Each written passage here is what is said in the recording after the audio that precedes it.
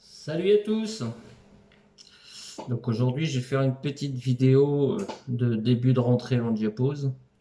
Le labo est entre 11 et 14 degrés pour l'instant, donc ça va continuer de descendre. Donc je vous propose un petit room tour. On va aller jeter un œil à tout ce qui se passe. Je vais essayer de vous montrer les nids, les ADC. Donc ça risque d'être une vidéo qui va être un petit peu longue. Mais comme je sais qu'il y a beaucoup de curieux, vous allez avoir de quoi vous rincer l'œil.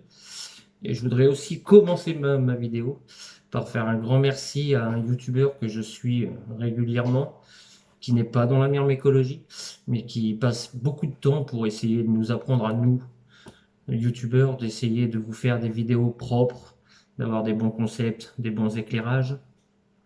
Il s'appelle Sylvain, de la chaîne Le Coin des youtubeurs. Donc si tu vois cette vidéo, Sylvain, je te remercie pour tout ce que tu fais, parce que tu m'as apporté quand même pas mal. Pas mal de choses, pas mal de petits conseils, pas mal de petites astuces. En plus, il prend du temps pour nous expliquer comment comprendre notre propre chaîne YouTube, les analytics, tout ce qui va avec. Donc, je tenais de vive voix à te remercier. Je te remercie pour tout ça. Et pour ceux qui sont passionnés de myrmécologie, qui sont là pour les fourmis, on va aller s'attaquer un petit tour du labo. Mes deux tables que j'ai là. Bon, il y en a certaines qu'on va pas pouvoir voir parce qu'il faut que je décache tous les tubes et tout ça, ou mes fondations, on va les survoler parce que j'en ai quand même beaucoup, mais je vais pas pouvoir passer tous les tubes un par un. Mais on va se lancer là-dedans. Donc je vous dis à tout de suite, je prends le téléphone dans l'autre sens et on attaque. Donc on va commencer par la première table, hein. On va commencer par cette première table-là. Vous allez voir que l'activité est ralentie quand même. Alors là ce sont... Attendez, je vais mettre la lumière. Là, ce sont des Aphaenogaster subterranea. Elles ont deux tubes, elles ont les deux tubes à côté. Sur une aire de chasse comme celle-là. Ah, excusez-moi pour les doigts devant l'objectif. Ça va me faire gronder ça. Alors là, c'est une Lasius SP jaune, mais qui ne sera plus là à la sortie de diapose, puisqu'elle va s'en aller chez son nouveau propriétaire. SP jaune, SP noir.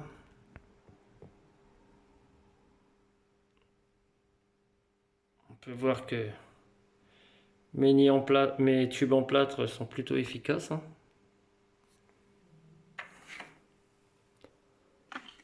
Hop, là dans le deuxième, il n'y a pas grand monde, elles sont juste là. Là, c'est une jean seule qu'on m'a offert il n'y a pas très longtemps. Camponotus pilicornis, qui est toute seule pour l'instant, qui est franchement magnifique, qui a eu son petit nourrissage avant diapose. Alors, là on a ces deux aires de... Là c'est une Lasius SP noire, classique en nid gobelet. Là c'est une Formica cunicularia. Je vous mettrai des photos après, parce que j'essaierai de les prendre en photo en ouvrant les boîtes et tout, parce que là ça va pas être pratique. Là c'est une Lasius fuliginojus de mémoire. Attendez, pas très pratique.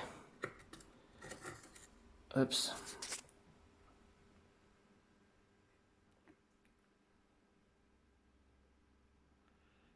Petite jean Lasius fuliginojus.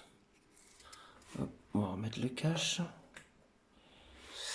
Alors, ici on a Camponotus barbaricus que j'ai reçu il n'y a pas très longtemps.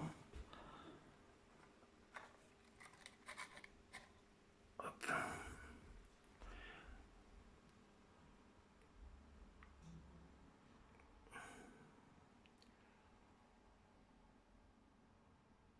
Je trouve très belle cette espèce là. J'en mets son petit cache. Alors, ici, on a une Cerviformica cinerea. Hop. Une belle fondation.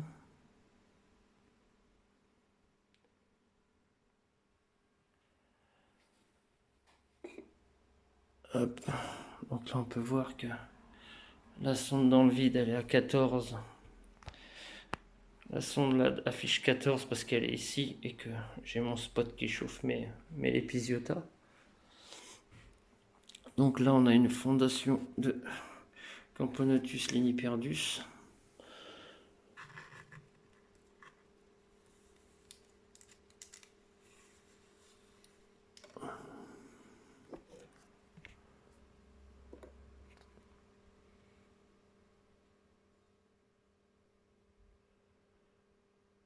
Avec encore pas mal de courant.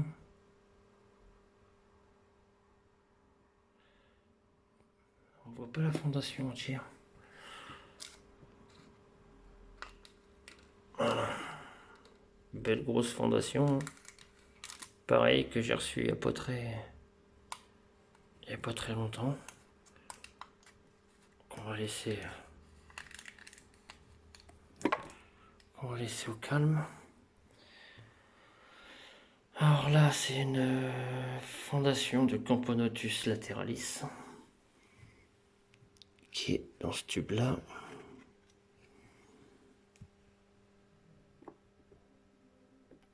Fondation que j'ai démarré cette année, je crois. Cette année ou l'année dernière, je sais plus.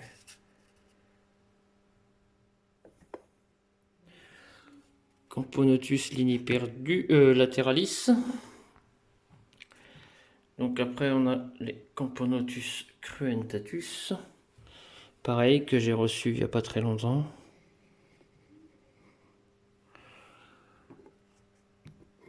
Petite fondation.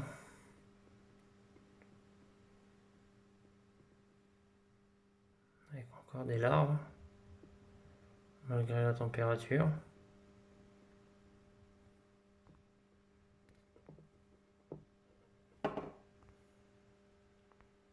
Hop. La plupart c'est des modules boîticaires. Après ce que je m'arrange pour faire souvent c'est pour éviter de prendre de la place dans l'ADC, je connecte un tube qui sert d'abreuvoir.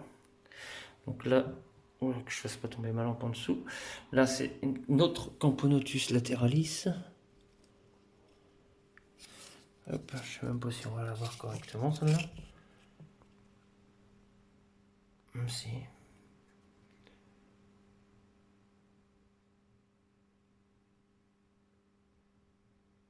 Qui semble bien démarrer aussi. Qui sera plutôt prometteuse pour l'année prochaine. Hop.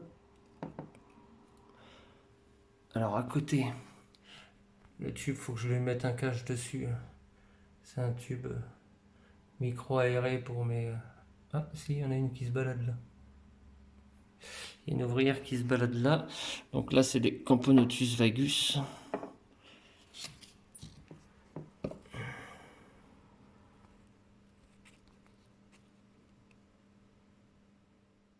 Qui elles sont déjà moitié amorphes. On voit que la diapo se met en place. Voilà pour la première table. Après, donc là on vient de faire cette table là. Donc après j'ai celle-là. Donc ici on a mes Formica rufibarbis. Dans un des tout premiers nids que j'avais fait en pierre.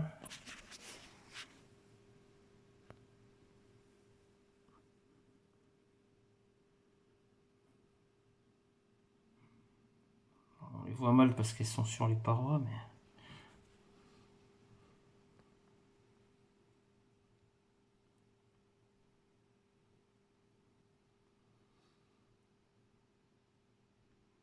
On peut voir de belles physiogastries. Et déjà là il marche bien. Avec une petite ADC boîte à bonbons. Hop. Donc là, c'est ma fondation de l'Asus SP Noir. Dans mes tout premiers nids que j'avais fait en plâtre. Hop. Je décache tout ça. Voilà. Donc là, bah, c'est aggloméré, hein. C'est diapose oblige. Chez elle, on peut voir la gine au plein milieu de la boule.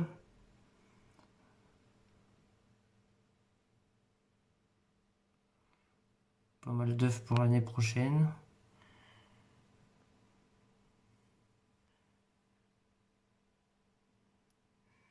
Pour l'année prochaine, elles passeront dans un nid en pierre. Celui-là est presque vide. Il y a du monde juste là.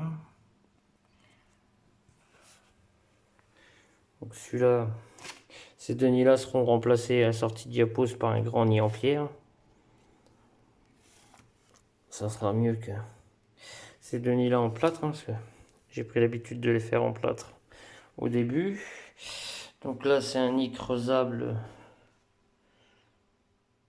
avec une polygyne 9 gines de Myrmica rubra. Hop. Donc on peut voir qu'elles ont déjà fait une galerie jusqu'en bas. Après on n'y voit pas forcément grand chose, mais elles ont commencé à creuser un petit peu. Hop. Après on a ma fondation de ma petite colonie de Crématogaster scutellaris avec une ADC comme ça, plus 3 tubes, 2 secs et un réserve d'eau. Donc il y a un petit peu de monde là, mais sans plus.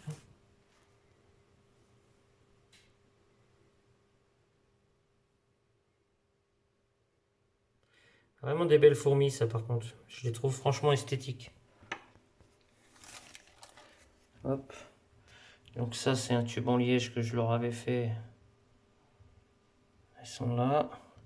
Et ça c'est leur tube de base. Ça c'est le tube dans lequel j'ai démarré la fondation. Qui lui est plein quoi.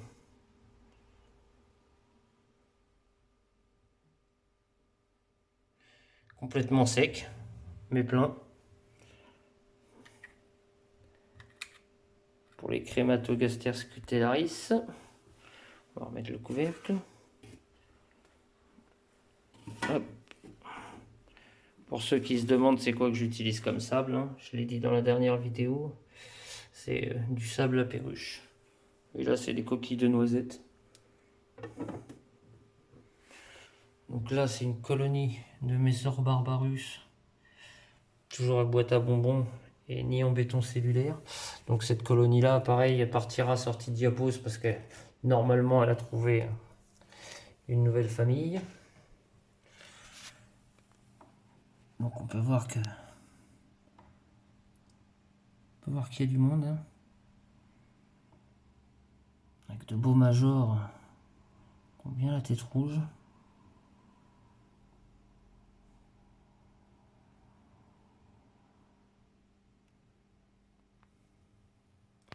Dans un nid plat en béton cellulaire. Hop. On met les caches. Donc celle-là sera un peu plus galère à voir parce que ça c'est une L'Asus SP Noir. Mais dans un des premiers nids que j'avais fait en béton cellulaire. Mais là on verra pas grand chose. Parce qu'il faudrait vraiment le prendre à plat. Et elles ont dégueulassé le carreau. Donc c'est un petit nid en fait percé ici qui va jusque de l'autre côté dans une gamelle d'eau. Alors ici on a une petite fondation de Tapinoma erraticum qui viennent de mon jardin, qui profitent du chauffage de l'épisiota.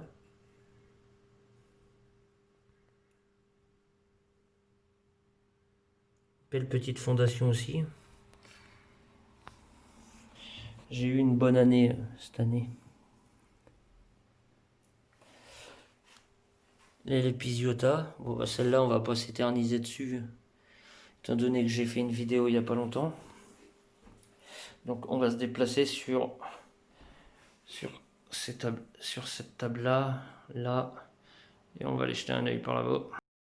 Bon bah là, les Fedol Pallidula, elles c'est pareil, hein, vous les connaissez. Elles ont une petite ampoule pareil qui chauffe la DC. Leur premier nid de base. On va enlever la plaque chauffante.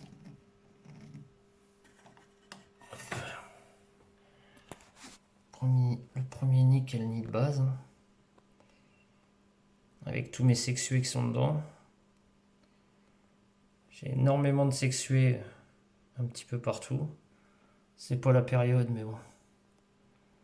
Avec un couvain de malade.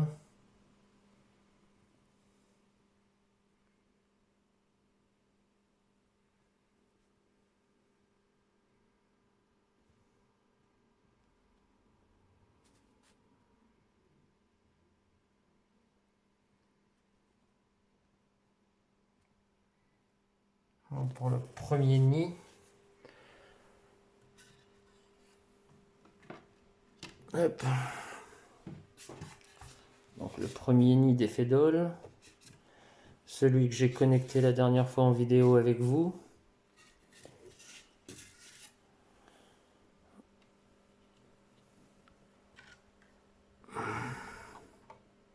Donc ça c'est celui que j'ai connecté avec vous. On peut voir que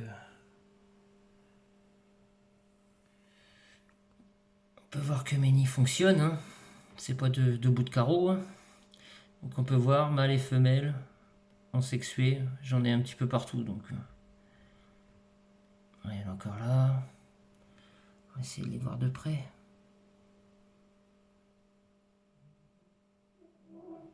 Une grosse colonie qui se porte plutôt bien. Hop, on va remettre la plaque chauffante.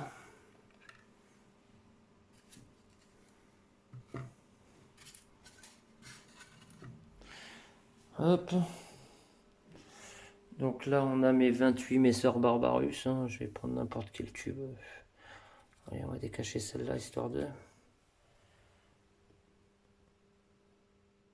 Après, je ne vais pas vous montrer les 28. Hein. C'est des jeans Messor. Hop. J'ai 28 Messer Barbarus. Donc après, on est sur ma collection de tubes. Donc là, c'est des jeunes fondations de Tapinoma erraticum. Après, on a de la Liniperdus, Vagus. Là, c'est une Myrmica. Là, c'est une Liniperdus aussi. Là, c'est pareil, Liniperdus. Désolé si je cadre pas très bien, mais je suis à bout de bras.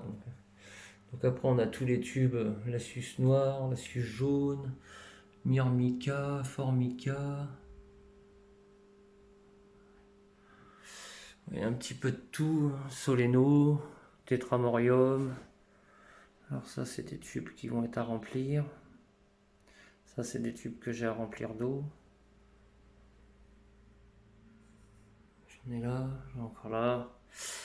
J'ai encore ça, ça. Alors ça, c'est une jeune colonie de Fedol Pallidula qui sera gagnée l'année prochaine.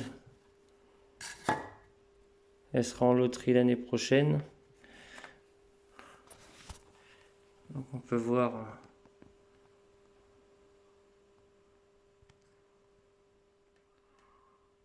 que ça se développe bien.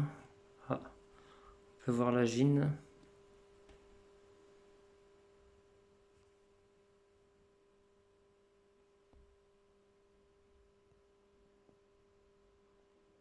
Fort de beaux majors. Voilà, Fedol quoi. Tout le monde sait comment se développent les Fedol. Il n'y a que quand elles se sentent mal qu'elles se développent pas. Après, là on a ma Turkestanus qui est dans la DC d'ailleurs.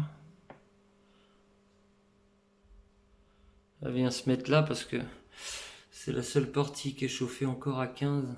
Parce que je descends progressivement et comme il y a l'ampoule chauffante juste en dessous, bah, elle vient se foutre là. Alors là, c'est de la Messor aciculatus. La grosse colonie de Messor, pareil, on va pas tout ouvrir puisque je vous l'ai montré il n'y a pas très longtemps. Alors, ici on a une Camponotus aetiops. Ici on a une Temnothorax.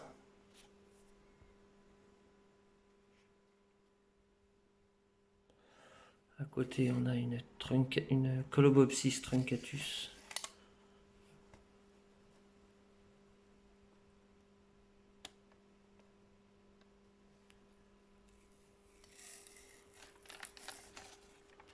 Voilà. Après les Messor. Après, on est toujours sur mes Messor barbarus, hein, qui est malgré la diapose, qui en ont un petit peu rien à foutre, quoi. Toujours aussi active. Après on passe chez les Capitatus. Alors les Capitatus, c'est un nid comme ça dans une cuve d'aquarium.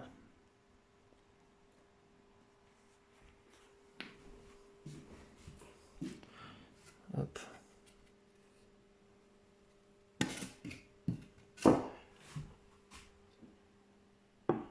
Pareil.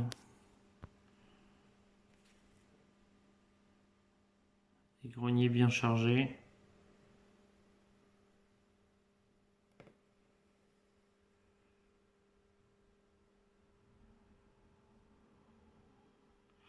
Il y a du monde.